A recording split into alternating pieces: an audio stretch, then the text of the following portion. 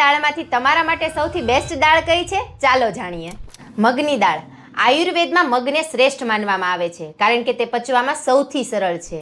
આ વસ્તુ ત્રિદોષામક એટલે કે વાત પિત્ત કફને સંતુલિત કરનાર છે. એટલે તો બીમારીમાં મગનું પાણી કે ખીચડી આપવાની સલાહ આપવામાં આવે છે. મસૂરની દાળ. 100 ગ્રામ મસૂરની દાળમાં લગભગ 24 થી 25 ગ્રામ જેટલું પ્રોટીન હોય છે. તેમાં આયર્ન અને ફોલેટનું પ્રમાણ સારું હોવાથી તે એનેમિયા એટલે કે લોહીની કમી દૂર કરવામાં અને સ્નાયુઓના બંધારણમાં મદદરૂપ થાય છે. ચણાની દાળ. ચણાની દાળનો ગ્લાયસેમિક ઇન્ડેક્સ ઘણો ઓછો હોય છે, જે બ્લડ શુગરને અચાનક વધવા નથી દેતો. આમાં રહેલું ફાઇબર તમારા પેટને લાંબો સમય સુધી ભરેલું રાખે છે, જેથી એનર્જી જળવાઈ રહે છે. અડદની દાળ. હાડકાની મજબૂતી અને શારીરિક શક્તિ વધારવા માટે અડદની દાળ ખાઈ શકાય છે, પણ હા, આ પચવામાં થોડી ભારે હોય છે. તુવેર દાળ.